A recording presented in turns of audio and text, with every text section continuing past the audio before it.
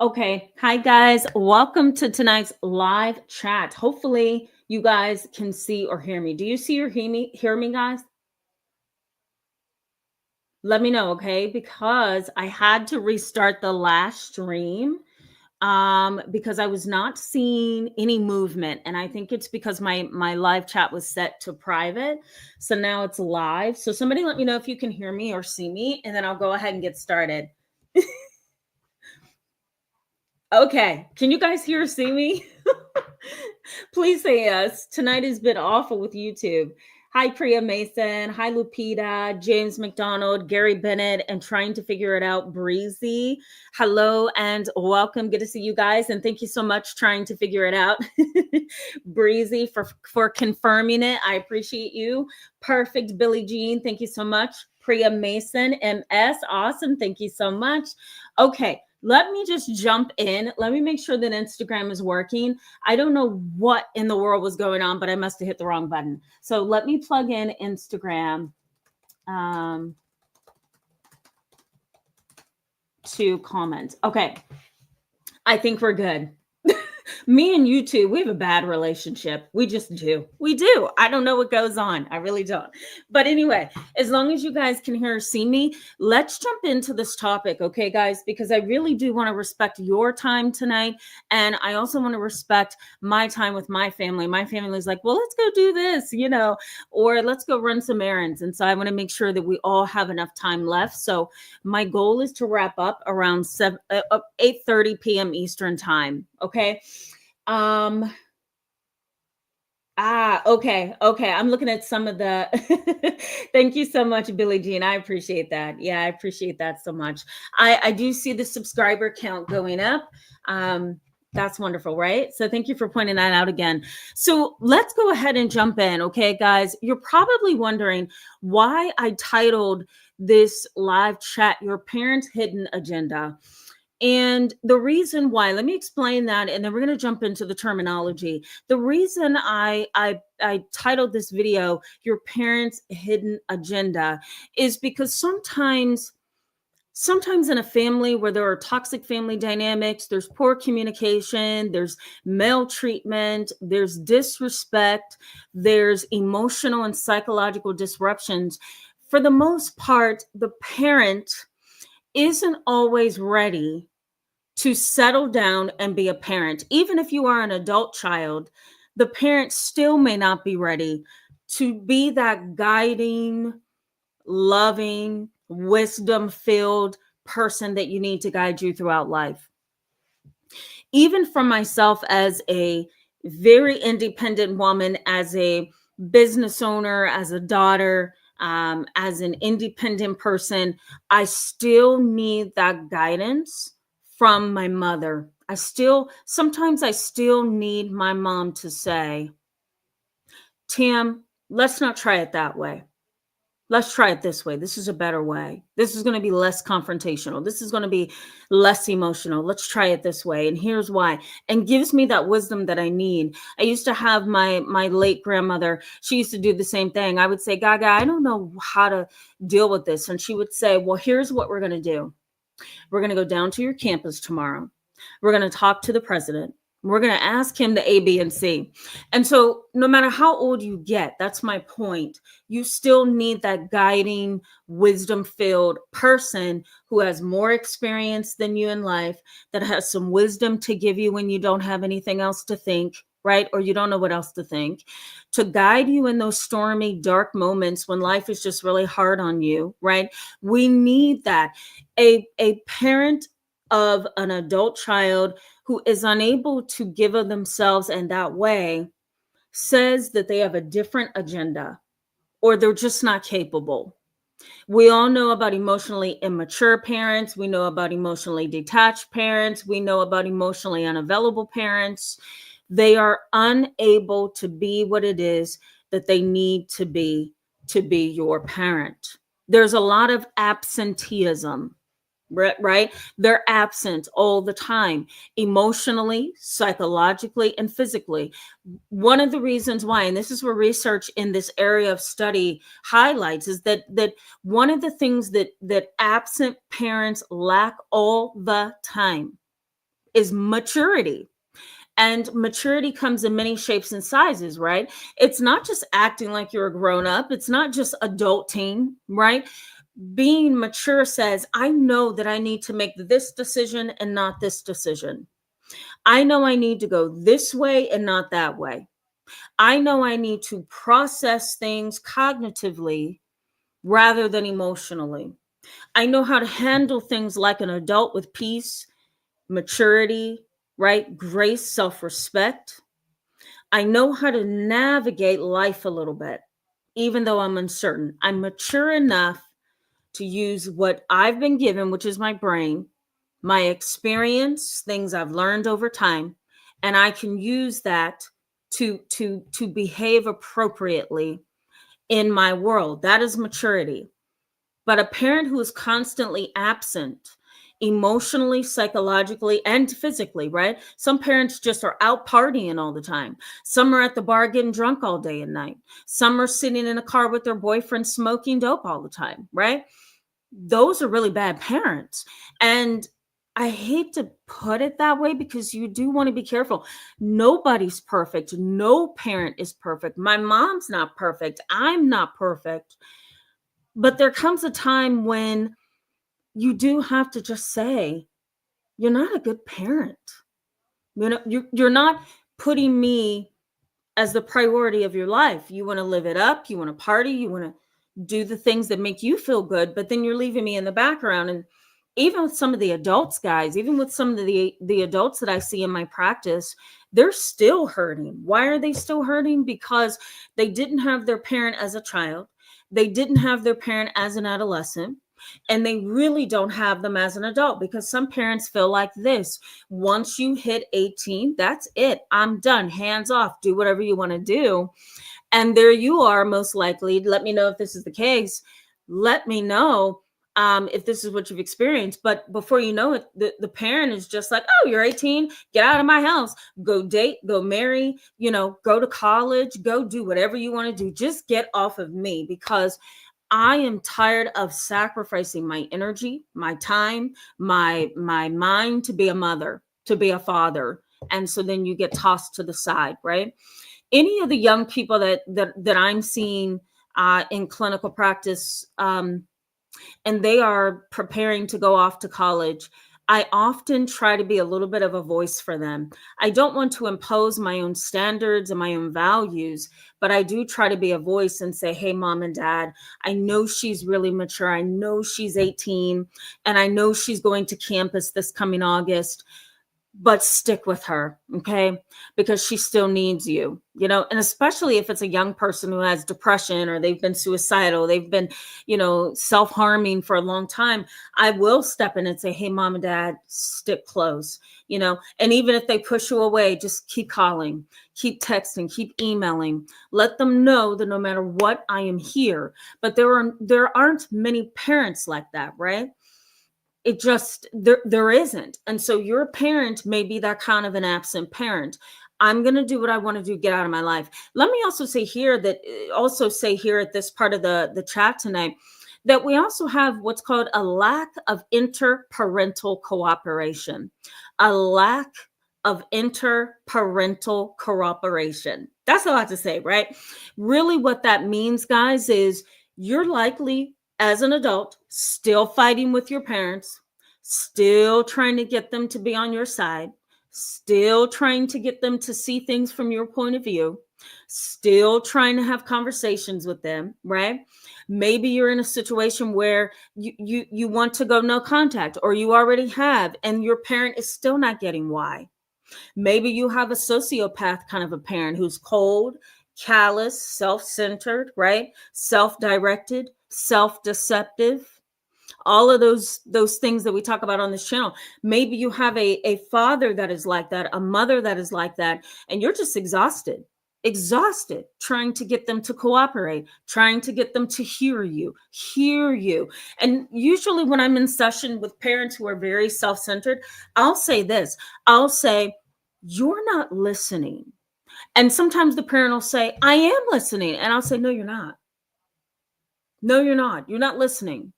Because listening means I am not only listening with my ears, but I'm also listening with my heart. There's a difference. And so if I'm listening with my ears, okay, fine, right? It's probably going through one ear and out the other. But are you truly listening with your heart?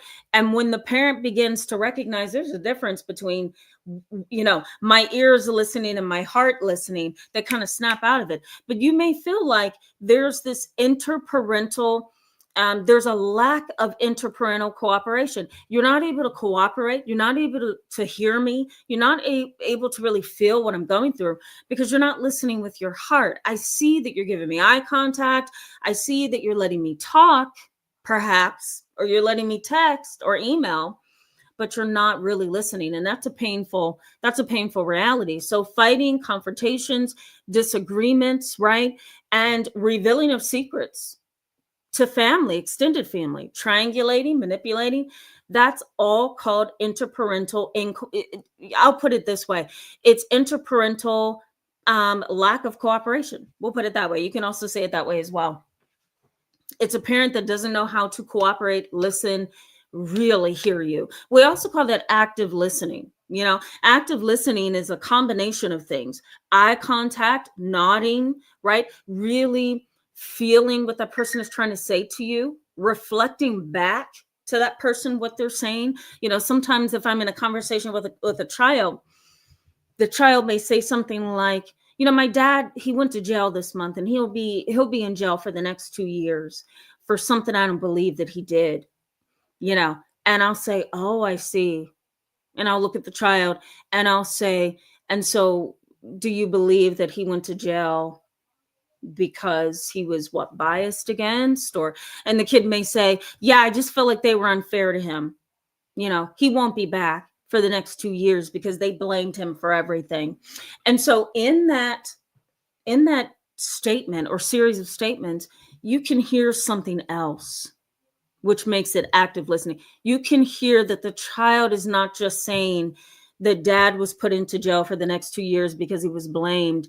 I'm hearing in the back of all of that, I don't want to believe that my dad has done what he's done, and that's why he's going to jail. So you have to really be able to, and this is what most parents who are unavailable, they can't do, hear what the person is not saying. Hear what the person is not saying. Unavailable parents can't do that. Unavailable parents can't also reflect back to you what you said. If I go to my mom, one time, I'll share this with you. I was like 15, 16, and I went to see my cousins in a different state. We didn't grow up together. We grew up in different states. And I left my state to go see them for a graduation or high school graduation. I participated in all the activities, and I realized that because I was so different from my cousins and because we were raised so very different, I was kind of like an adopted child with my extended family, my cousins. And I remember calling my mom from the state that I was in and the physical location. I was in Atlanta, and then I went to Ohio and Virginia to spend time with my extended family over a summer. And I called my mom and I says, Mom, I just don't like it here. And my mom reflected back to me everything that I said. She says, oh, I see. She used to call me meme. She does still do it certain times. But she says, meme, I hear you saying that you don't feel accepted. You don't feel included. And somewhere in my heart, it's like something clicked. And I remember being 14, 15, talking to my mom on the phone, tears going down my face. And I'm thinking, she gets me. She gets me. And we're like 2,000 miles away, but she gets me. And so parents who are unavailable, emotionally immature, absent, can't do that because it takes a lot of parental consciousness and awareness and emotional intelligence to say, I get you. I understand you. I hear you. Right? And so unavailable parents can't do that. Let me also add to this before I go to the chat box, because I see you guys chatting it up. It's good to see that. That means you guys are hearing this and you're relating to it. That's wonderful. Let me mention this before I go to the chat box, that there's a very clear difference. And I usually try to educate the parents who see me for therapy in this way, that there is a difference between parents who can't and parents who won't. There's a difference between parents who can't and parents who won't. Meaning, you're a parent who can't give your adult child, your young child, what they need. You can't do it. Why? Maybe you're very immature. Maybe you're unavailable. Maybe you have substance abuse problems. Maybe you're just not fit to be a parent. Some people just should not be a parent. Maybe you're the kind of parent who doesn't care. Maybe you're narcissistic and these are your trophy children. I don't know, but you can't do what you're supposed to do. There's a difference between that and difference between won't. A parent who won't is very self-centered. Everything is about them. How they look, how they act, how they dress, who they're with, how many friends they have, right, guys? How many cars they can buy in a lifetime, the big home that they want, how nice they can get their yard to look, how cute they are and handsome they are, posting pictures on social media every day, all day. Like, they're very self-consumed. And that is a parent who won't. I'm not going to set myself in a position where I have to be a parent because it's hard, talking and reasoning with kids and even adult children, right? Supporting some bad decisions that you make, really giving of yourself as a parent, that is work. And so there's a difference between parents who won't because they don't feel they have to versus parents who simply can't because they're inadequate or they're immature. So that's important. The other thing is something known as parental psychological control. Parental psychological control. Have you guys experienced this from your parents as an adult, right? Parental psychological control. It could be emotional blackmail, right? I know these secret things about you. And I don't care if you are an adult. I'm going to share that with the rest of the family. I don't care if you ask me not to say a word to anybody. Somehow Uncle BB down in Kentucky is going to know that you're getting a divorce, and I'm going to take this private information and I am going to hold this over your head so that whenever I need to control you, I can remind you, I know a secret. This is emotional blackmail. And so if something happens, I'm going to let your secret out. Emotional blackmail. Also, what is considered parental psychological control is overwhelming impositions. Overwhelming impositions, right? You're impositioning me by asking me not to say anything, right? I once had a case. I want to share this with you briefly. I once had a case. This was about 4 years ago. The whole family was messed up. Okay. There are some families that come into therapy. They have problems. They just need a little bit of help, or maybe they need a lot of help, and that's fine. There are other families where you're like, oh my God, you guys are literally not supposed to be parents. I'll put it that way. So this was the kind of family that I had, and I needed weeks and weeks of supervision from colleagues to kind of help me navigate this. It was a situation where mom and dad were together. They had an open marriage. Okay. This boggled my mind. It's like, why get married and have an open marriage? Just say single if you're not going to be committed. You know what I mean? But anyhow, they had an open marriage. Okay. Mom was caught with dad's brother. You following this? Mom was caught with her husband's brother. Okay. I'm silent for a reason so you can understand how impactful this is. So mom came to me for therapy for her son. Then it turned into her son and her daughter. Okay. So I had both kids. They were 15, twins. Mom says, yes, I'm having an affair. And I don't want you to tell your father. And there's something else I want you to know. And, the kids are just sitting, and you should see the look of just being stunned on their face because they knew mom was going to say something they weren't ready for. She says, the guy that I am with, and this is an overwhelming imposition. The guy that I am with is your uncle. your father's brother. Please don't say anything. And they were crying and breaking and falling apart and threatening to kill themselves, and then angry with mom. And it was like a rainbow, if you will, of emotions. And where she put these young people into an overwhelming imposition. This is parental psychological control. Okay. Her overwhelming imposition was this: do not tell your father. He suspects I'm with somebody else. It's an open marriage, but do not tell him it is your uncle. And so what happened? Well, holidays came around. So now the 15-year-olds have to be going through Christmas holiday knowing at the dinner table that mom is having an affair with dad's brother. And now mom is saying, and if you tell dad, we're going to get a divorce. If you tell dad about this, the house is going to fall apart. If you tell dad about this, the family's not going to be the same anymore. That's an overwhelming imposition, right? It's literally mind control. I'm telling you this because I know you have a suspicion. Yes, you are correct, but if you ever tell, this is what's going to happen, and it's going to be your fault.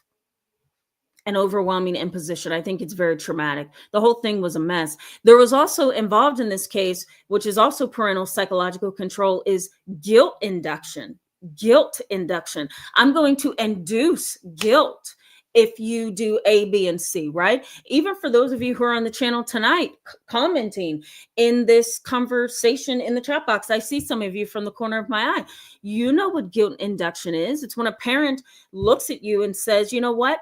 Remember when A, B, and C happened? I didn't approve of you then, and I don't approve of you now, right?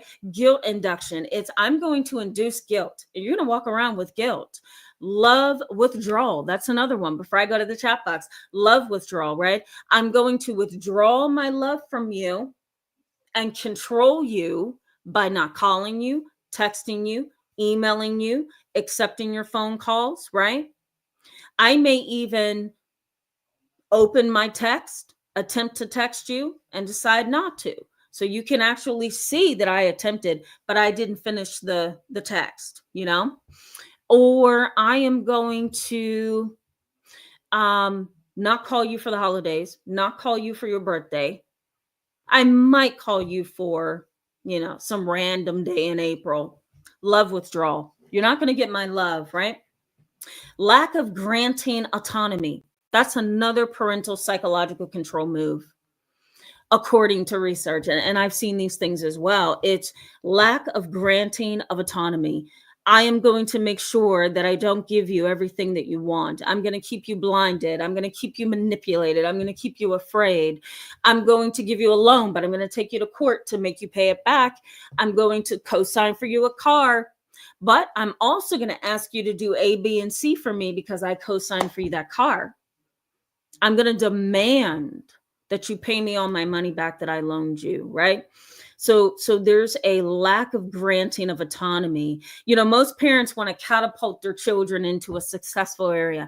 My grandmother and my mother were the same way. This is the last thing before I go to the chat box. My grandmother and my mother, they were so behind me. I have never felt so much support in all my life. I remember being 18, 19, 20, and then going to school up until almost 30 years of age. And my grandmother and my mom were just for me the entire way, right? Can you imagine, though, a parent who is pulling you back saying, no, you're not going to get your own apartment. You're not going to go to college. You're not going to have this money. You're not going to be able to get this car. Do everything yourself. Don't ask me for help. Can you imagine that? And even if a parent gives you help and they snatch you back, right? That's evil and bad in and of itself, right? So lack of granting of autonomy. That's a lot to say, right, guys? Okay. So let's leave it at this. Okay. I'm going to go to the chat box, then I'm going to come back, give you guys some more information. Common issues in these kind of parents who are emotionally unavailable, absent, and immature. A little bit of research, and then I'm going to give you some insights on how this impacts you. What does research say in terms of how this impacts you? So we're going to get to that. I see a lot of you chatting it up, so I know you're relating to this. Let me just start with Tanya Smith. Ta- Ta- Tayan Smith. I don't know. I'm so sorry. Correct me if I'm wrong. But good evening to you and welcome. Glad to see you in tonight's live chat. Laura O'Neill, glad to see you back tonight. Orlando, hello and welcome. James McDonald, hello, welcome. Good to see you. All right, guys. Rochella, hello and welcome. Good to see you in tonight's live chat. Laura Fit. Sylvia Love Jones. I always mess that up. I'm sorry. Power Dynamics for Life. And a seat at the King's table with Tanisha. Hello and welcome. Good to see you guys in tonight's live chat. Power Dynamics for Life says, my mother wasn't ready to have me. Absolutely. There are those parents who say, you know what? I wasn't ready to have you, but I made the best of it because I loved you. I went to work. I saved my money. I got on public assistance. I got married. I came off of public assistance. I did everything to make sure that you had. You know what I mean? Those are awesome parents. But then if you have a parent that's not ready to have you, they bring you into this world, they abuse and neglect you, right? And they abuse and neglect not only you, but maybe your siblings as well, and their responsibility to you. That's a painful reality. There's also too Power Dynamics for Life. There's also too this mentality of babies are cute. I have teenagers that see me for therapy, and sometimes they'll say babies are so cute. Yes, they are. They're cuddly. They're wonderful. I just love their little cheeks. They're so sweet, right? You love hugging and kissing on babies and talking to them and hearing them laugh. But guess what? That's one side of the puzzle, because on the other flip side of that is responsibility, right? Maintenance, support, educating the child, loving the child, not understanding why they're not listening to you, why they're not sleeping at night, why they're being oppositional defiant, right? Maybe there's some fear they're taking after a family member that didn't do so well in life, right? Maybe they're now being evaluated for autism, intellectual disabilities. Maybe they were born with Down syndrome. Maybe there's no help from the school system. I mean, the list goes on. I can continue on. Most people fail to realize that when you bring a child into the world, there's a flip side to how cute and wonderful they are. And you've got to really be ready for that. So, Power Dynamics for Life, when a parent brings a child into this world and they're not ready to have a child, we're talking about a rocky road. We're talking about the child growing up with the parent, right? And sometimes the parent is so unable to be the parent, like many of the kids that I have, they're thrown into the adoption system and somebody else has to take them the rest of the way, right? It's a very, very sad reality. Laura O'Neill says narcissistic parents secretly hold their children in contempt. I'm quoting from Alice Miller book. Oh, I like that. Thank you for also mentioning her book. I've heard about her. I haven't read the book. But I very much agree with that. I very much agree with that. It's a very ugly dynamic. Danielle Paget, I hope I said that correctly. Hello and welcome. Glad to see you and welcome to the channel. Yeah, I'm just reading your comments silently before I say it out loud. Yeah, it is. It's a lot. Thank you so much for that. It is a lot to take in, right? I'll leave it at that. It is a lot to take in. I agree. James McDonald says, my parents were mostly interested in self-pleasure as opposed to being emotionally responsible parents. Yeah, absolutely. Yeah. I want to do what I want to do. Some people think that they can just have children and still live the life that they had before they had their child. And while that may be possible in some ways, I don't see that being 100% the case. I'm trying to be careful with how I put this. Your life shouldn't go down the drain because you have children, right? But there should be some kind of balance of my life while I also love and take care of my children. My children are 90% of the priority here, and 10% is my playtime. You know, maybe on Fridays I go to the movies with my husband. Maybe my husband takes me out for a nice dinner. Maybe we all go on vacation together as a family, right? I think some people have a really hard time, and this is specifically for you, James McDonald. I think some people have a really hard time with recognizing that it has to become me and my family once the child comes into this world. It can't just be me, myself, and I, because the child's going to go neglected, you know? Sun and Sunflowers, hello. Good to see you in tonight's controversial chat. To Yan Smith. I feel like I'm still messing that up. Correct me and forgive me for that. But Tayan Smith says, I'm more than ready for my adult children to come to me. The brainwashing from others is making building a strong relationship with my children a bit hard. Yeah, absolutely. Yeah. Yeah, that's another component most parents are not ready for. The fact that you're bringing a child into this world who has a different way of seeing life. And so it's kind of like trying to, what do they say? You can take the horse to the pond, but you can't make them drink. I know that's backwards, but you know what I'm trying to say. Same thing for when you bring kids into the world, right? You know, you can give them what you feel that they need, but you can't force them to think a certain way, take certain people's advice, not take certain people's advice, make better decisions, right? And so that can be really difficult to navigate as a parent, you know? So some parents say, you know what? I can't navigate you. You're not listening to me. Forget about it. I'm done. I'm going to go down to the club and just have me a couple of drinks. You know what I mean? Okay. Sun and Sunflower says, my mom said she wanted children and did everything for the family, but I never seen that. She was unavailable and distant as a mother. Yes. Yep. I'm sorry you had to go through that. That is not the way that it's supposed to be. What about parents who work all the time, right? You know, even the kids that see me now for psychotherapy, I have a few kids that are like, Dad has to work tonight. You know, I had a kid last week. I said, well, today's Friday. You know, this was last Friday. I said, today's Friday. Maybe you and Dad can go get some ice cream and maybe you can hang out, and go ahead and bring that up with your dad. I think that's something you guys need to talk about. And the kid looks at me, he's 15, and he says, Dad has to work again. I said, oh my. Do you think sometimes Dad can text you while he's working? Like, can you guys have conversations that way? And he's like, no, because my dad is just focused on work, you know? And you can see the sadness on his face. You have to make a living. You have to make ends meet. But sometimes those parents who work all the time, they just want to get away. And they rather work a job than be at home. You know what I mean? And so then that can leave you just feeling so emotionally distant. Jeremy Robinson, hello and welcome. Glad to see you back tonight. Bro Steven, hello and welcome. Says the truth is the truth. Yes, it is. No matter how painful it is. I agree. Thank you for the super chat, trying to figure it out, Breezy. I appreciate you for that. And so glad to see that you're a member on the channel. Thank you very much for that. That's awesome. It lets me continue to do this. Rochella says, yes, it hurts when we as children, even adult children, don't seem to be a priority in our parents' lives. Yeah, absolutely.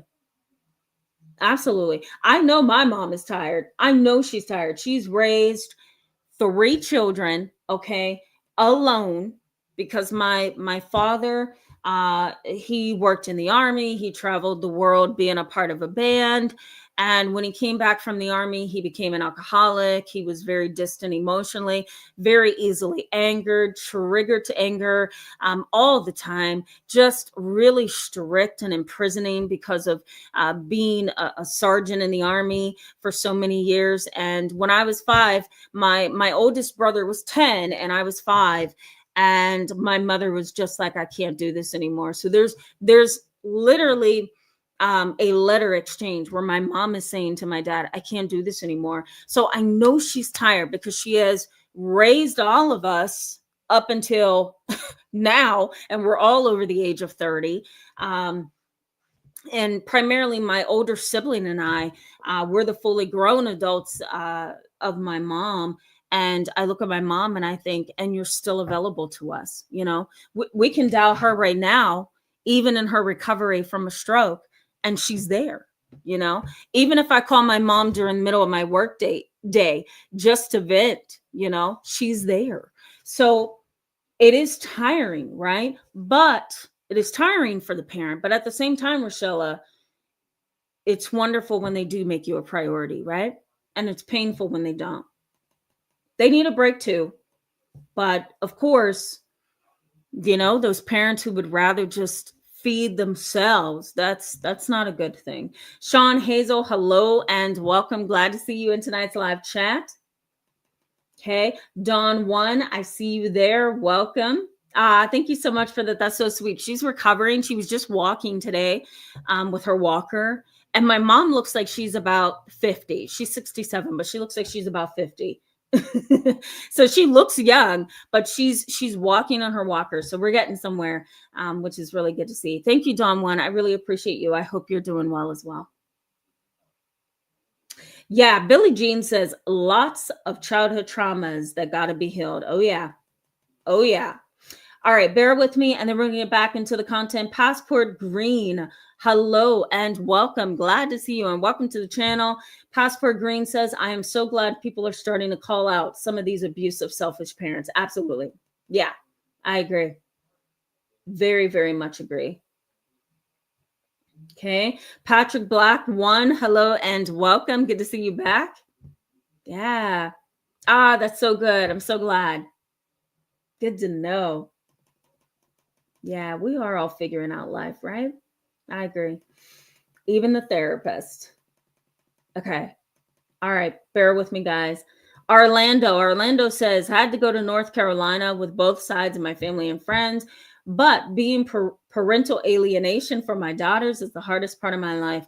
I'm actually going to mention that in just a little bit here. So I'll mention it now, that a common issue with parents who are immature, unavailable, absenteeism parents, or absent parents, I should say, they typically do engage in parental alienation. And what that does, and this is mainly for you, Orlando, and those of you who are dealing with this, what parental alienation does is it puts the child in a bind, right? Because now the child becomes acutely aware of the reality that mom and dad don't get along. And I don't like that. Like, nobody's perfect. Parents are not perfect, but I highly despise a parent who makes it known that there's tension with their spouse or their ex-husband or their ex-boyfriend or whatever. And the child ends up in the middle, looking at mom, looking at dad, seeing that they don't get along. And then what happens over time is the child, being curious, begins to ask, Mom, why don't you and dad ever get along? Dad, why don't you and mom ever talk nice to each other? And so now the child's becoming aware that there's tension between both parents. And here's where a selfish, unavailable parent kind of creates the problem for the child. They get in there and they say things like, we don't get along, but just know that I love you. And I love you so much. I love you more than your dad does. Know that I'm going to protect you. Your dad started dating about a week after we divorced. And I think that was so wrong. But I'm going to remain single for as long as you need me to. Know that dad is not mature enough to deal with you, but I am mature enough to deal with you. So rely on me. And believe it or not, I have parents that come into therapy and somehow they think that's okay to say in front of me. And then that's where I have to say, you're wrong. That is not how you do this. You're doing it all wrong. You're now creating a situation where dad is now being put in a position of looking like the enemy. And so now the child's in the middle saying, well, do I look at mom or dad? Who's the problem here? Who started what? Right? I've had situations, guys, and then we're going to move on. And this is for you, Orlando. I've had parents in session where the child will say, Mom, dad said you never wanted me. And then I'm sitting there like, who the heck? What is going on? How does this child even have this information? And so then what I do is excuse the child from the room and I sit with both parents and I'm asking them, who had the gall to tell this child that mom never wanted him or her, you know? And sometimes the father, you know, will say something like, it just slipped out. It slipped out. No, it didn't slip out. You wanted to kind of throw things off balance so that you could look like the better parent. So parental alienation is really a form of legal abuse. And so court cases are won for those of you who feel like you've been in a bind with your other parent. Maybe you're dealing with this, or maybe you were the child in the middle. Cases are won sometimes just with the parental alienation as the driving force of the relationship. Parental alienation is a legal problem, and it is also a form of child abuse. I don't know if you knew that. It's a form of child abuse. Okay, Orlando, take that for what it's worth. But to kind of summarize that story I gave you, parental alienation is an evil thing. It really is. Gary Bennett, hello and welcome. Good to see you in tonight's live chat. Gary Bennett says parents have to eliminate bad habits so their children don't emulate them or keep it out of sight. Immature parents are usually children themselves and don't have a secure environment to raise kids. Well said, succinct. I love it. Very much agree. Very much agree. All right, bear with me. I'm going to do one more comment before we go back into the content. Deborah Penna, Felix, hello, welcome to the both of you. Glad to see you tonight. Deborah Penna says, parents can't give for what they don't have. Absolutely. You can't give what you don't have, right? I agree with that. I agree with that. Jessica J, good to see you. Welcome. I didn't see you yesterday, so it's very good to see you. Ronald Zion, hello. Happy Saturday to you. Welcome. Good to see you. Yeah, you're welcome, Jessica J. Okay, bear with me. Bear with me. Here we go. One last comment. Sylvia Love Jones says, my Gma died giving birth to my mama. Oh, that's awful. My Lord. Unfortunately, my mom was born into trauma. Although her Gma raised her with love, my mother has been toxic since day one. Oh, I'm so sorry. First of all, sorry for your loss. My Lord, that's awful. That's one of my biggest fears of losing someone in the middle of childbirth. You know, that just terrifies me. I like to think that we're so modernized in the hospital that you go in, have a baby, and you come out, but you don't know what's going to happen on that table, do you? You know, so it's awful. And I'm also sorry to hear that your mom has been toxic since day one. That's horrific. All right, guys, let's jump into the content, okay? The rest of the content, I should say. Common issues here. One common issue that psychology has highlighted in the realm of study when it comes to unavailable parents, immature parents, emotionally detached parents is there's an emotional imbalance with them most of the time. There's poor self-regulation, both of those things, emotional imbalance and poor self-regulation. Poor self-regulation says, I can't emotionally deal with this situation. I can't emotionally balance my child's emotions with my emotions. I can't balance my adult child's emotions, feelings, thoughts, behaviors, and mine as well. So I actually retreat into becoming a child, right? Or I become an equal to my adult child because I can't manage myself well. So I'm emotionally imbalanced and I have poor self-regulation and poor stress management. And those three things can cause the adult child, to not be able to relate to the parent because the parent is so very immature. You know, you become, instead of the parent being here and you being here in terms of wisdom and maturity, the parent comes down to your level, right? Because they have poor stress tolerance or poor stress management. They're emotionally imbalanced, right? And they have poor self-regulation. It's like they regress, you know, as opposed to being able to hold their ground as the parent. You will see this mainly with narcissistic parents. If your mom or dad is a narcissist, and they're a grandiose narcissist, so they tend to be very in your face. I think I'm better, in your face kind of, you know, I have everything together. If something happens where you need to emotionally rely on that kind of a parent, they may actually kind of engage in love withdrawal. You won't be able to get that supply of love and affection and protection and security from the parent because, number one, they're narcissistic. They don't care to give that to you. And number two, they're very immature and have poor self-regulation. So they're not going to get themselves all bent out of shape to support you. They're going to keep you at a distance, keep you over there, or they may say things like, this is your life. You have to make the decision yourself. Or they may say something like, Don't you have a friend or something that you can talk to about this? I had that in a session one time, and my jaw was on the ground, okay? Because the adult child is looking at mom, trying to figure out if she should marry this man or not. And mom looks at her and says, "Don't you have a friend that you can talk to about this?" Right? There's that emotional separation, that a love withdrawal, that emotional detachment from the parent and the child. It's, I'm not going to put my mind and my heart into helping you figure out if you should marry him. Don't you have a friend that can help you with that? Right? These kind of parents also seem to be permissive and withdrawn. Permissive and withdrawn. I'm not going to raise you because that's work. I'm not going to emotionally support you because that's work. And I'm also not going to I'm sorry about that, guys. Forgive me for that. I am not going to leave the door open, is what I'm trying to say. Leave the door open for you to come to me when you need me. My door is closed. I am self-indulgent.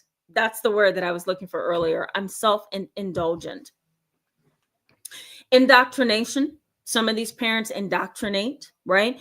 And if you don't follow their road, let's say, for example, your parents are very religious, they are Catholics, and you can't get married without being a part of the Catholic Church. You can't continue to be a part of the family in a included way unless you are in some kind of religious studies, or you have to also believe in Catholicism in order to be a part of the family dynamic, right? So that's indoctrination. And if you don't walk that line appropriately, you're cursed. God is against you. The devil's in you. I mean, the list just goes on, right? That is a very unhealthy form of indoctrination. I'm going to hold this religion over your head, and if you don't follow it the way that, not God, but I want you to follow it, then you are now going to become the devil, the enemy, right? You're also going to be cursed. You're going to go to the fiery place. The list just goes on, right? So indoctrination is part of this as well. And these kind of emotionally immature parents, they use indoctrination to control you, right? It's that parental psychological control all over again. They also tend to be very paranoid. This is according to research. These kind of parents tend to be very paranoid, right? Very narcissistic and very histrionic, very emotionally reactive. They escalate from 0 to 100. I'm going to post a video in the description box for you guys that you can watch in your spare time. It's a body cam arrest of mom and daughter. And this is the dynamic that we're talking about tonight. So I'm going to post it in the description box. Look out for that in the next couple of hours. But you're going to want to see it. You're going to want to see it. It's going to shock the lights out of you. Okay. Because really what it is it's a histrionic mother who's narcissistic, and her daughter is following right after her. Can you imagine having a parent who is emotionally detached, absent, and unavailable, and then you also have a sibling who's just as bad? Can you imagine that? How do you have that dynamic in your family? It's really a very bad dynamic, because you've got a mom who's immature, and then you've got a sibling that's like mom, or you've got a dad that's emotionally detached and your brother is just like him. It can feel like a trap. It really can. Deception is also part of these kind of parents, right? They're not going to be honest with you. They may hide an affair. Think back to the case that I shared with you guys earlier, where mom is having an affair with dad's brother. Deception. And sometimes they manipulate you with the deception, right? Don't tell your dad. Don't tell your dad what's going on. Oh, don't tell your mom. This is just between me and you. That can be very burdensome. There's also a predominance of aggression with these kind of parents. They are loud, they're intimidating, they go from 0 to 100 in a matter of seconds, they're demanding, they're controlling, they're narcissistic, they may even be delusional. And it's hard to live a life with parents who fit all of these different categories, right? Some research in psychology says that if you have inadequate support from your mom, love, affection, attention, and you have rejection from your father, those things together are risk factors for you to develop over time your own depression, anxiety, complex PTSD, and a variety of behavioral health disorders. Isn't that interesting? So, inadequate levels of love from mom and rejection from dad, so having two parents who are unstable, can lead to your own depression, anxiety, complex PTSD, and just feeling unstable in life. You know, that's a very depressing reality. Also, and I say this on the channel all the time, but I also want to highlight this here, that the family unit is the most important start to a life. If you are going to have a balanced childhood, adolescence, and adulthood, you really do need the family unit to be supportive, to be loving, to be encouraging, to be humble and modest, to be educational, right? For you, so that you can get a better start in life, right? So that you can be propelled into a more successful life. But if you don't have that balanced system, and mom should have never become a mom, and dad should have never become a father, then you're in for a very rocky road. Not that your life is going to be destroyed, but you're in for a rocky road, you know? Okay, let's pause for just a second. I'm going to go back to the chat box. Then I'm going to give you some information on how does this impact you over time, and then we can go ahead and wrap up. Falcon, the black belt, hello and welcome. Thank you for that. It's good to see you. Yeah, thank you for that. Jeremy Robinson says, let me start over. Jeremy Robinson, it's been a long day. Jeremy Robinson says, that's my problem with my mom. I remember telling my mom that I don't like being around her alcoholic and drug addicted, abusive husband. And she goes, I need a way to get around. Ooh, yeah. Yeah. Yeah. Isn't that rocky, Jeremy? You go to your parent, you say, you know what? I don't like A, B, and C. And they say something like, well, then get out of my house. I've had a parent say that in session. Get out of my house then. You don't like the man that I'm dating. I love him, so get out of my house. What does that say to the child, right? Whether you're an adult, adolescent, or child, what does that say?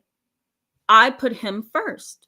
Get out. Go live with your dad. Go live with your aunt, your cousin. I've seen that in session. I think that's horrible. I think it's horrible. It's whether the parent wants to look at this or not, Jeremy, the reality is this. You know, if you're not married and, you know, there's no stable history between you and that spouse, I just think that your ears need to be open to the child, the adult child, the adolescent, the child. Hear what they have to say about your spouse, right? And really take a step back and say, okay, if my child doesn't like my spouse, then I need to let them know that I'm hearing them. I'm not hearing them to defend him or her. I'm hearing so that I can figure out how to support my child in this, right? So, Jeremy, when you say, I don't like being around your alcoholic, drug addict, abusive husband, that's when mom should have said, you know, you're not wrong. I just don't know how to find what I need in life. And so I'm with him, or I love him and I care about him and I'm sorry about that, right? Like there should be some kind of conversation there. It shouldn't just be, you know, suck it up. I just think that's so, Patrick Black one says it. It's so dysfunctional. It's so dysfunctional. Okay, let me keep going, guys. I see your comments. You guys look shocked in this this chat box. Integrity means all, says Beyond Words. Yeah, absolutely. Yeah. Can you imagine what therapists see? We see a lot. Welcome to the live chat. Integrity means all. And I love your screen name. Okay, let me keep going. Billie Jean says, found out my pops ain't really my pops. And whole family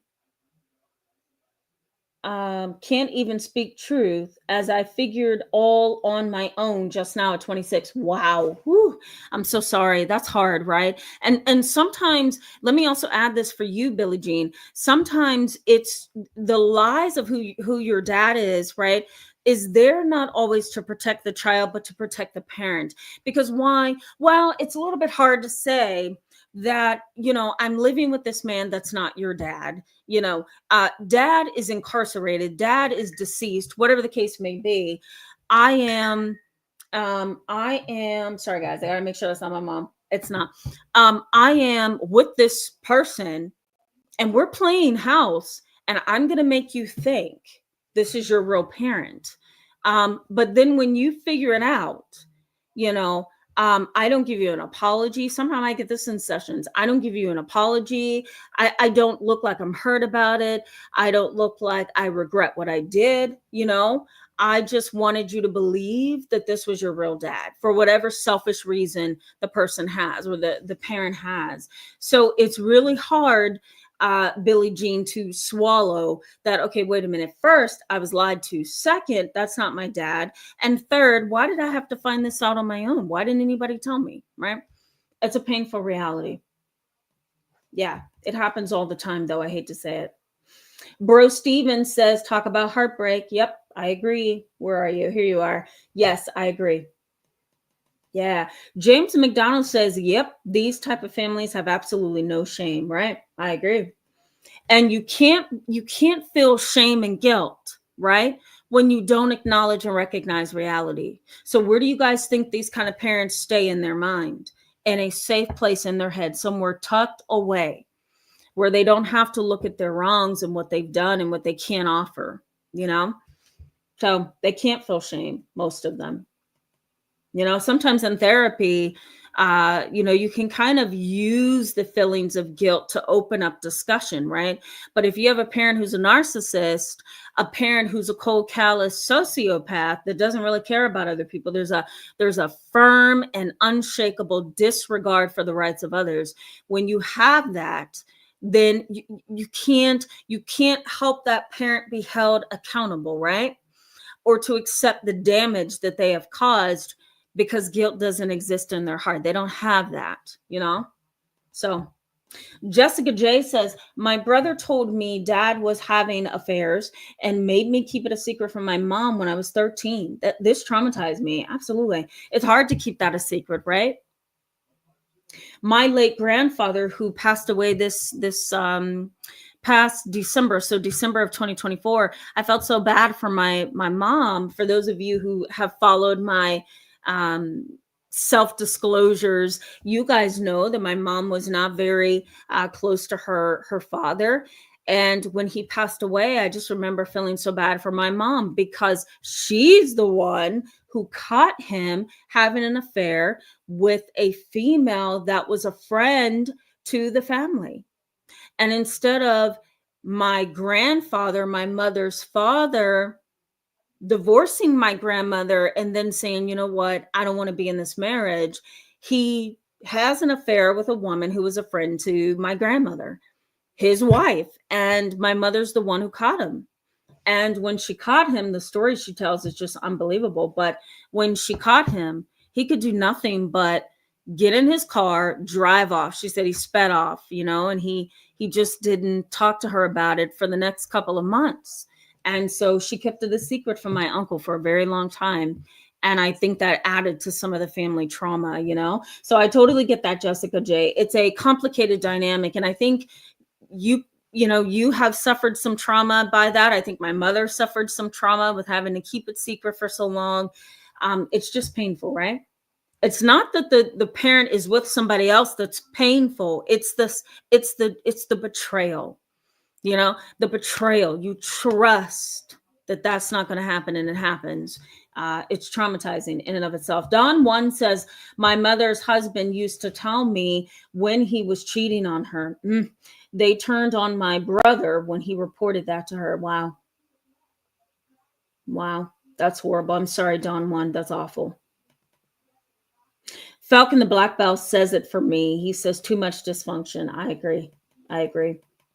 Laura Fitz says, yes, emotionally unbelievable parents are also immature as well. Yeah.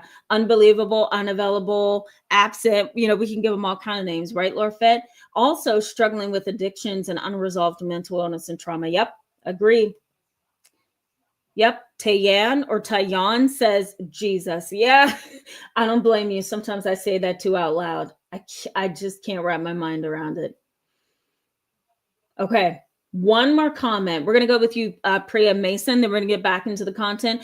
Priya Mason says, my mother notices that I am not calling. And because I am trying low contact, but like usual, she reminds me that I do this trying to guilt trip me. Yeah, I'm sure.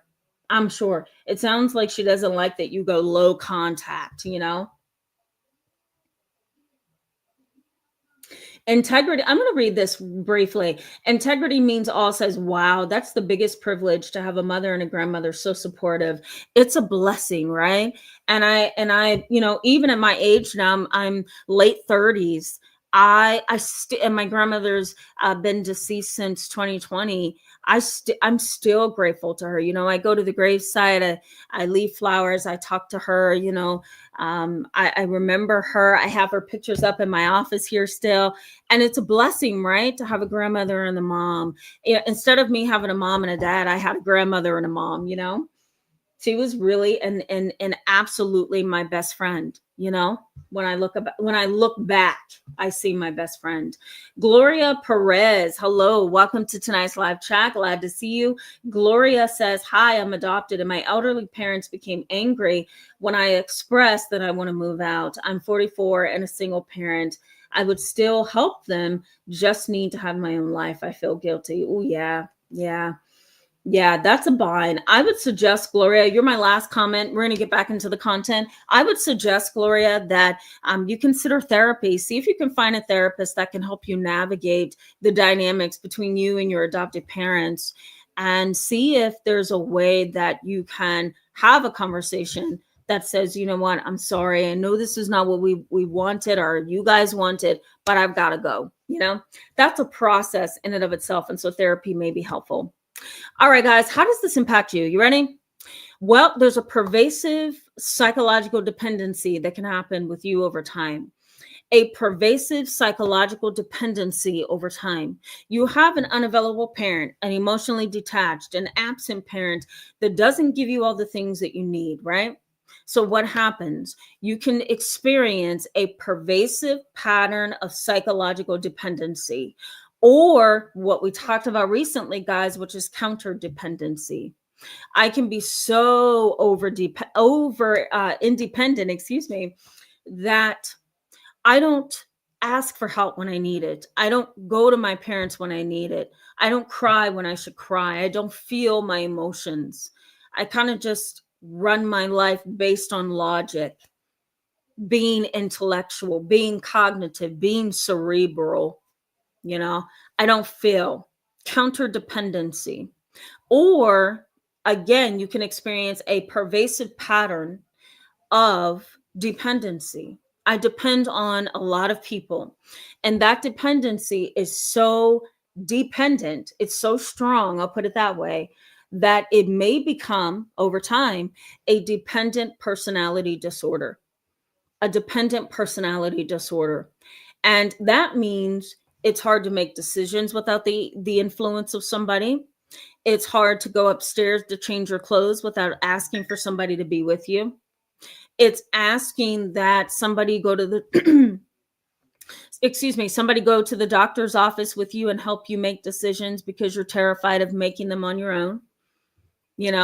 And we're not talking about people who may be like you and me, where we say, you know what, can you go to the doctors with me? I absolutely hate going to the dentist and I need a hand to hold. That's normal, right? That's adaptive. But I'm talking about a dependency that is so strong that you're unable to do the things that are necessary because you are so dependent on somebody else to be there with you. So a pervasive pattern of dependency, a poor sense of autonomy.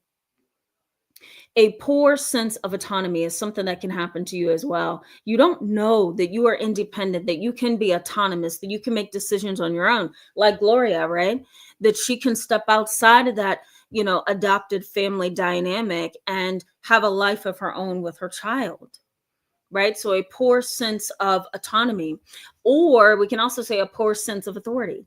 You may not recognize all the authority and power that you hold because this absent parent, this unavailable parent, this emotionally immature parent has made you feel like you need to depend on them or depend on others to get ahead. Sometimes that's reverse psychology in an emotionally absent parent. I'm just going to break you down and make you think that you can't stand. It's easier to manipulate you that way, right? You may also have a stifled, I'm going to say a stifled experience of adulthood, right? I'm afraid to make decisions. I'm afraid to get into that relationship. I'm afraid to get married. I'm afraid to go to college. I'm afraid to get that job. I'm afraid to get that home. I'm afraid to buy my first home, right? It's all of these hangups and fears and insecurities because of a parent like this. And Lindsay Gibson is an example of these kind of dynamics. Her book is Adult Children of Emotionally Immature or Detached Parents. I can't remember which one. But she's doing so good. Best-selling book. She and I are both under the same publishing company, so I get a lot of information on what she's doing. And you may want to go and try her previous book, excuse me, and her most recent book on emotionally detached parents. She can give you some insights. But in her book, she does explain that there's a stifled maturity even with the adult child. The parent is immature and unavailable, but there's also a stifled maturity within you as well, because you haven't had the kind of love and coddling and support that you should have had from your parent, right? So you're constantly seeking that from other sources, and that can regress you and make you appear very emotionally immature yourself. There could also be paranoia, a poor self-image or self-concept. You don't know how to see yourself, right? You may also struggle with trusting your own sense of reality. I can't trust my own perception of reality because my parent never encouraged me, never supported me, always criticized me, was never there to give me wisdom. They were just unbothered by me. And so now I'm trying to live my life and I'm very insecure about it because I never had a parent come to my rescue and give me what I need to stand. You may also be a victim of parental alienation yourself. Maybe mom turned you against your dad, and now you need your dad, and now he's hurt, and you guys have a broken relationship. That's also a dynamic that I see a lot of in clinical practice as well. There may also be a lack of emotional or affective expression on your part as well. In many situations, you may feel that expression of emotion makes you feel weak. Expression of emotion makes you feel vulnerable. It makes you a target, right? So you may have defenses that are way up, right? Mom was never there. Dad was never there. I had to take care of me. How do I take care of me? I protect me. And that means defenses go up. And so that kind of short circuits your life in a sense, right? You may also find within yourself a low stress tolerance. I can't tolerate stress. I go from 0 to 100 really easily. I'm an angry, hostile person because I didn't have the parental support that I needed. I'm going to say, a dozen cases in my practice right now where the parent is unstable. They're either substance abusers, have severe mental illness and will not take medication, or they're abusive, immature, and can't see the wrongs of their behavior. And the kids suffer greatly. Adolescents suffer greatly. The adult children suffer greatly. Why? Because they have a low stress tolerance. They tend to be angry themselves. They're now kind of, and I have a young child like this. She's not young, but she's 13, and she's dealing with a situation where mom is so self-consumed. Even in her own mental illness, she's self-consumed because she doesn't want to take her medicine. And when she does take her medicine, she wants to be praised. If she doesn't get praised, then she's going to snap in the home, right? She and dad have the most awful fights. It ends up physical. She wants all the good things for herself. She likes to go on vacation, spend money. She likes to look cute. And then when she's in a depressed mood, she'll stay in bed all day and all night. Doesn't make dinner for the kids, doesn't get up and communicate with the kids, doesn't watch TV, doesn't get to know her kids. She's very self-consumed. And guess what she titles this? I'm tired. That's what she says. The reason I'm doing all of this is I'm tired. And I don't see that. I see detachment. I see unavailability. I see an absent parent because it's easier to be absent, right? And so if you grow up in a household like this, what's going to happen to you? Paranoia, right? Inconsistent emotional responses to relationships as an adult, low stress tolerance, anger, self-harm, suicidal thoughts, depression, anxiety. It all falls on you because the parent is not able to stand. Let me also mention one more thing before we wrap up tonight, guys. Something known as timing absence. We call it timing absence. And that's when a parent chooses to be absent at a certain point of your life. What I see in practice is this, and even with my coworkers and their practices, parents usually detach when the child turns 5. Why? Potty training is just about over. The child is not crying and whining at night, needs to be fed and put to sleep. Diapers are no longer an issue, right? Sometimes 12 and 13, a parent steps out. This is timing absence. The parent steps out. Why? Because the child's a latchkey kid. The child may be very mature and may be very smart and able to take care of themselves, right? If not 12, sometimes 16. The parent says, you're 16 now. Go ahead and do what you want to do, you know? And then sometimes it's 18. Sometimes it's 18. Oh, you're 18. Goodbye. So we call that timing absence. The parent chooses the best time to kind of step out of the equation. This is a lot, right, guys? I feel like I gave you a ton. It's a lot to digest. So hopefully you will rewatch this again. Let me go to the chat box, guys, and communicate with you and engage you. And we're going to go ahead and wrap up. Let me know what kind of parent you feel like you have. Yeah. Tyann, I feel like I say it differently every time. Forgive me. Thank you so much for that. I'm glad that this is insightful and helpful. This is good to know. All right, I'm going to skip down to the bottom. Falcon the Black Belt says a Stockholm syndrome is an after effect to other siblings siding with the abusive parent and scapegoating you. Yeah, absolutely. Right? You're labeled the black sheep of the family. You're labeled the scapegoat of the family. Oh, yeah. Yeah. Mm-hmm. Bro Steven says they are also a big responsibility. Mm-hmm. Trying to figure it all out, says Rocky Road is an understatement. Yes, it is. It is. I agree. Integrity means all says everyone can choose abstinence. Okay, gotcha. All of those. They always act like kids just happened, which in itself is deceptive. I agree, right? I talk to my adolescents who see me for therapy. That wonderful moment, okay, lasts for a short period of time. You got to think, right? Am I going to engage in this and then have some responsibility? Yeah, that responsibility is not always an STD. That responsibility is not always, I have this person and I'm in a relationship with them. Sometimes that responsibility is, whoops, I'm pregnant, because I didn't think before I acted. I was very impulsive and I only had my mind on one particular thing. And so therefore now I have to be a parent and I'm not ready.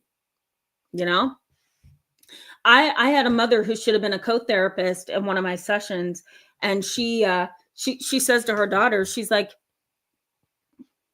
it's really easy to be safe. You don't have to be a complete idiot. Think, then act. Don't act and then think. And I thought, you know what? That's a really good way to put it, Mom.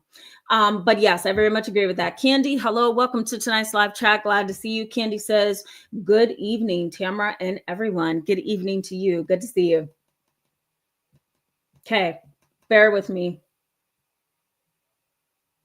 as I go through this. Priya Mason says, I have a very strict mother. Yeah, I get you. My mom was really strict too. Mama boom bam, but you see how I turned out. So like some of that strictness was helpful. You know what I mean? Mama boom bam, hello and welcome. Good to see you. Ah, that's so sweet. Thank you for that. Spreading the love. That's awesome. Okay. Thank you, Candy. You can lead a horse to the water, but you can't make them drink it. Exactly. That's what I meant earlier. Okay, bear with me as I go through these comments. Danielle Paget says, that's how I feel about my children. They totally don't know me. And when they become teens, I could not continue fighting back and forth custody battles with their father. So now they just believe. Did you finish that sentence, Danielle?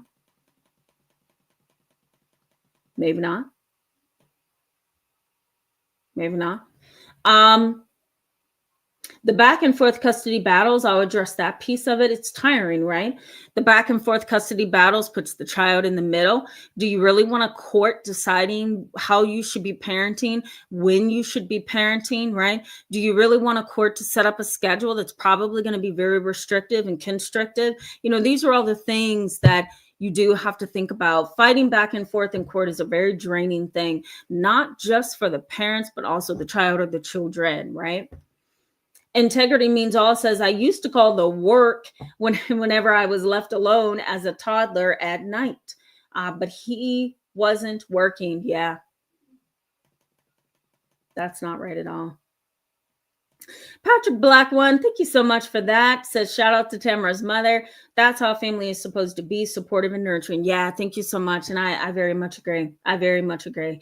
Jessica J says, my dad was always gone and emotionally unavailable. I was scared of him and resented him for cheating on mom. Yeah, absolutely.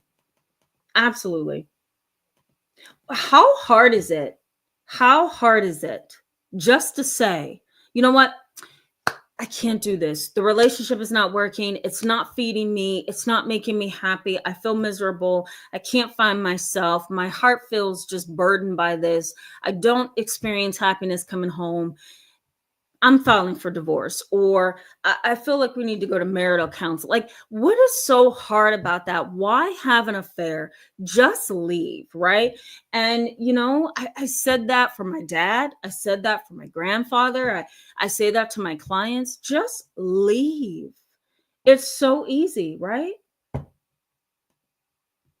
Rochella, thank you so much for that. I'm going to show her this comment. Thank you. I'm so grateful as well. I have never been so happy to see somebody walk. I've never been so happy to see somebody talk so much. You know, my mom's a chat box, but when she had her stroke 2 months ago and came home from the hospital, she was very, very quiet, you know. And to hear her talk, I'm happy. You know, I used to think, oh my God, mom, can you give me a break? I'm just trying to think, you know, because she's like a chit chatter. But I'm so happy to hear her talking now. I just let her keep going and going and going. But thank you. I appreciate you. Emily Snyder, hello and welcome. Glad to see you. We're going to sign off here in just a second. Emily Snyder says, my mom never went to therapy, but I think she was a sadist and a narcissist. It's so painful. So many violent memories that are triggered sometimes. She started hitting me as a baby. Wow, that's awful.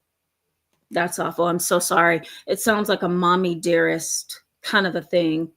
For those of you who know the movie. Shannon G Style, hello and welcome. Good to see you and welcome to the channel. Shannon G Style says, it's so challenging when parents try to play the middle ground between siblings who are narcissistic and or don't get along. Yeah, isn't it? Isn't it? And sometimes what happens is this. The parent says, okay, I can't get the narcissistic sibling to bend, so I'm going to go over here and get Johnny to bend instead. And it almost feels like the narcissistic sibling is being favored, right? Because your mom is asking you to bend for the narcissistic sibling. I see that dynamic in therapy too.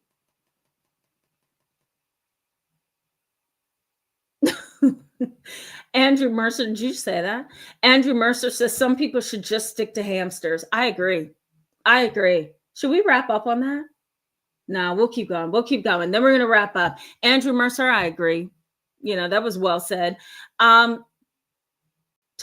Smith says, the very thing I went through with my children, they did everything they could to keep my babies away from me. It's crazy. Yeah.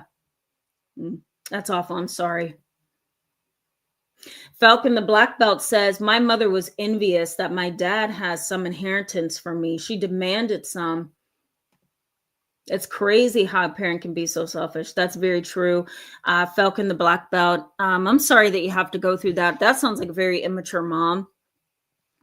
If there's a reason for asking for the money, okay. If she's gonna, ask for the money and give it back, fantastic. If she's asking for the money because she feels entitled, no, that's not how that goes. So I'm sorry you had to go through that. Falcon the Black Belt, I just saw on here that you have become a member. Thank you so much for becoming a new member on the channel. I'm grateful for that. I'm so glad to be picking you guys up a little over time as members and not just subscribers. That says so much about the channel. So thank you. Thank you. Orlando, you're welcome. You're welcome. Jessica J says, my dad never wanted me and I felt it as a toddler. Yeah, absolutely. Ash Shakur Whitaker, hello and welcome. Good to see you. We're signing off here in just a little bit. Billie Jean says, some parents create traumas for the child so they can be dependent on them for whatever it may be. That's true. That's true. If you have a narcissistic parent who you give them a supply of personality, of purpose, of attention, if you're supplying the narcissistic parent, what makes you think they're going to let you go over here and become independent? It's not going to happen, right? I very much agree. One more comment, guys, and we're going to wrap up. Let me say hello to Tammy Nicely. Tammy Nicely, hello. Good to see you. I owe you an email response. I do. I feel guilty, so I'm going to respond as soon as I can. It's good to see you. Glad you came on here. Okay. One last comment. Citizen Journalist says, sweet story about your mom. I guess what many of us were missing. Oh, thank you so much. And yes, even my mom was missing it. So, just know that's part of the dynamic as well. My mom gave me what my own grandmother didn't give my mom, So, when you do have a good mom, that's when you should be really grateful, right? Because they don't always come in to our lives, right? I'll leave it at that. I'll put it that way. Okay. Thank you so much, Laura O'Neill. That's so sweet. Yes, and I'm grateful for all of you. Oh, thank you. Thanks so much. Being authentic is the only way we can grow, connect, right? If you're not authentic, what's your purpose? Thank you. I'm humbled by that. Thank you so much. All right. One last comment, guys. Orlando, you're our last one. Orlando says, I feel like my parents were like my older brother and sister. Yeah.